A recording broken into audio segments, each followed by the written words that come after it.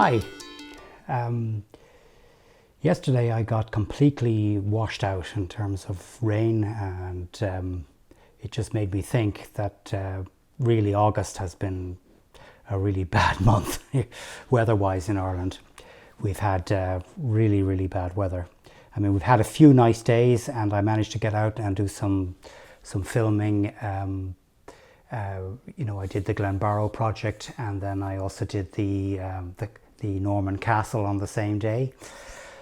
But the problem is, like, when I had planned to do a lot of shooting over August, I was hoping to at least get out once or twice a week over the course of the month, but it has not been possible. But what did come up, which was kind of interesting, was that I decided to have a go at doing some underwater filming and in the river, and something quite kind of unexpected happened in terms of the amount of life that I was managed to be able to film. So I'll put up a small clip on that, and as you can see, it's really interesting. So I've got some plans there to be able to do some more in terms of filming of the river and what its life is like and what's going on, and maybe talk to one or two people who would have some more in-depth knowledge about the river, and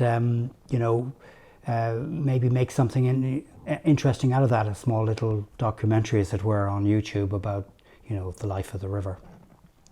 So that's definitely something I'm going to pursue. It also means that on days that are really windy, where I can't take the drone up, it will give me something to do in the water, provided it doesn't rain to the point where my Wellingtons were completely filled up and I was soaked to the bone. Maybe I'll put up a clip on that. You can see just how miserable I was yesterday, and how wet it really got. I looked like I'd been dragged through a hedge. Anyway, so that got me thinking, because one of the things that was interesting that came up yesterday was that I had bought this bag for my gear, because my whole sort of philosophy is to be able to carry as much of your gear as you can out into the field. So it all needs to be portable, and it all needs to be light, and it all needs to be easy to put together and to happen. And that's why I use a DJI Pocket, and I've actually have a borrowed GoPro. I have a similar camera on order at the moment, and I should get it at the end of the week. And then I've got my own little drone. So to get all that into a case that would be good to carry all my gear in, wouldn't be too heavy, wouldn't be too cumbersome, and at the same time wouldn't look like a rucksack. It would look like in terms of I could bring it anywhere and it wouldn't stand out. And that's when I came across this one, which I got on Amazon, and I'll leave some links on it. And there you can see the brand on it. Maybe, yeah, okay. So that's the rucksack that I got, and it's waterproof, and funny enough, it's the same color as the DJI box that came from my mini drone. It has the same kind of color. So why did I select this one more than any other I saw out there? And there's one single feature about this bag that I really thought, from my drone point of view, would be really first class, and that's this little compartment that's here. You zip it open, and you can pull out another little bag in here, another little case, which means that if you want to, you can leave the bag in the car, or if you want to just go out with the bag with the drone in it, you've got all your drone stuff there already packaged up. You're not having to rummage through the case and put things together. It's all contained in the one box. So it's really great, because again, if you're going to fly the Mini with the standard equipment in it, it's perfectly okay to keep it in the box that it came in. But if, like me, you wanted to add one or two things to the controller, which I have done, I've put some parabolic range extenders on it, which gives me better signal. Generally, I'm not so interested in long distance flying, but it does improve the signal So these they're white on this. These parabolics do actually give you better signal overall. The downside is you have to just keep it in a slightly more tight focus, but it really works well. And I liked this. I like to be able to extend my phone closer to me, as you can see on that. It allows you to extend the phone up, and the other part of that that's really nice is that you can angle it, so you can take away the reflective light, which you can't do with the standard controller. If the phone is here and the light is on it, and you need to keep it, it's harder. Whereas here you can use those as grips and you can work away, and your phone is up here, and it's very neat and tidy, and that's really great. So what's nice about the bag is that I don't have to unpack all that. I don't have to pull all that off. I can keep it all in position, and I can slip it back into the bag, quite comfortably, no problem. Just slip it back in, and I'm ready to go the next time without having to, again, go through the bag and pull everything back out again. And that's really nice.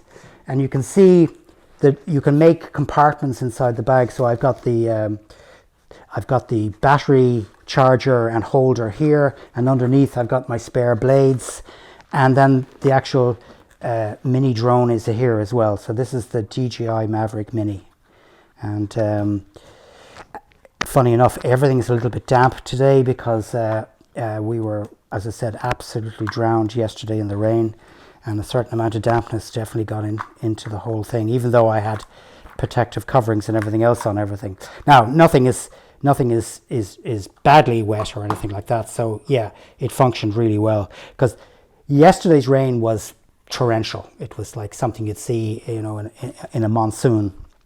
So that's great. I have range extenders as well. These are Yargi type ones here, and these are for 5 point whatever it is, 5.6 or whatever it is, and whereas these are the other ones. These white ones here are the other ones there. There's so many videos out there about range extenders. If you want to find out some more information about them, there's no problem in finding them. There's one company in particular who does, and again, I'll leave a link to it. They do both together, which again, if you're interested in long range stuff, that's probably the way to go. And they're really nice. My problem was I couldn't fit my stand for the phone and those. I would have to buy a new stand as well and change the way that I had stuff done, and I'd already bought this stuff already, so I didn't do that.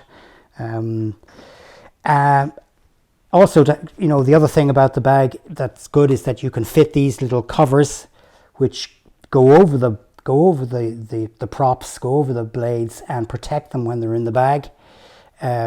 So again, I can show you that quickly. If you just close this, link them up like that, put one on one side and then pull it over, and there you are. It'll actually protect the drone blades when it's in the bag from being squashed or pushed or being, just, I suppose it's most important when you're putting them in that they don't get moved from that position, and once they stay in that position, then you're fine. It's great.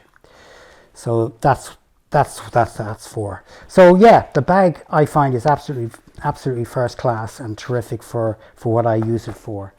Now, outside of that, it's a rucksack, and it has plenty of spaces. It was designed for photography, so as you can imagine, it has all the sort of compartments that you'd want to have, inside it. Now, for sound, which I'm using at the moment, and I hope I'm not banging the microphone every 5 seconds, I'm using this one, which is the Zoom HD1, and again, you can get that on Amazon. And I'll unplug it here. So now I'm using the mic that comes with this, and you can hear what it's like with the mic. And then I've got my little lab here, which I think I hit a couple of times. It's gas. When you're not used to doing this type of thing, you don't know what to be looking out for until you actually start making mistakes. So yeah. So I'll plug this one back in, so I'm back on the lab again. It's very simple to use.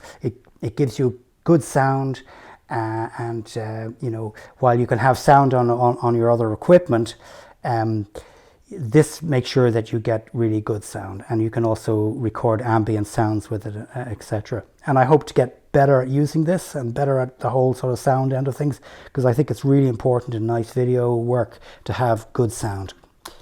So there we go. Right, let's see, what are we left with now? Well, you know, I carry one other piece of equipment that you may or may not find interesting, and that's a little device that you used for watching what the wind is doing.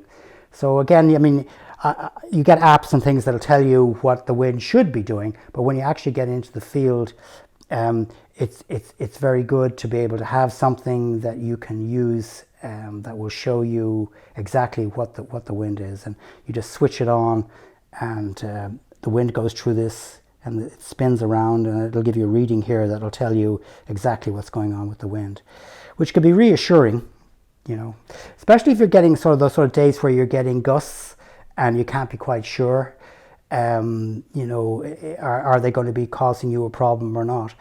Because I suppose the rule of thumb is that when you're going out in any sort of windy conditions, whether it's light wind or not, is that you fly out towards the wind with the idea of that, you know, if it's hard to get out, it's going to be a lot easier to get yourself back, which can be a real problem if you do it the other way around. Especially if you're running out of battery, that your little drone will be struggling really hard to you know, to make it against the wind. So again, gusts, you know, it can be good, it can be okay to fly, you know, you can have a, you know, 18, 19 wind is stiff enough, but then you could have gusts that could go 30, 40, and they could cause a real problem, especially if you're going to be flying near things like trees, or if you're flying over water, or you're going into places where you know, tight spaces, and you've got gusts like that, it can really cause you to crash. So, you know, being able to have an idea, well, that's, you know, checking it with this, and you go, well, you know, that reading is, I'd want to be really careful, or maybe I'm not going to do that shot or whatever today. So anyway, that's what I'm doing at the moment. I can't do anything about the weather. I wish I could get out and do some more shoots. I'd love to have, you know, there have been some days when it has been okay, but the skies have been grey and flat, and, you know, you're getting this kind of white sky effect, and it isn't as attractive to look at from a video point of view, and you're also not getting nice shadow on things, and, you know, which makes the whole visual thing more interesting and a richer experience for the viewer. So, you know, finding those nice days is difficult. And going back when I used to be a full-time photographer, and I used to do a lot of outdoor work, you know, I that was always a problem, finding, you know, days in which, you know, you could really go out there and take a lot of photographs. Yeah, I'd always find that I'd be treble booked. I'd have people all over the place saying to me, you know, can you come and take photographs? The weather's going to be nice next Tuesday. And you say, yeah, but I've got 4 other people who've already asked me, and, you know, I'm not going to physically be able to get to everybody. And that becomes a problem, because you feel like you're letting down people. But now I'm not a professional anything anymore, and I'm just doing this for my own enjoyment. At least, you know, I'm my client. And I'm still getting frustrated by the fact that the weather is so unforgiving. So yeah, weather improves, I'll get out, and definitely I'll be doing some more videos. I'm definitely going to follow up on more stuff on the river. I've got 1 or 2 interesting things in the pipeline, and when I've got more of that sorted out, I will definitely be back and tell you a little bit more about that. Till then, look after yourselves, stay safe, stay well, stay happy. Bye.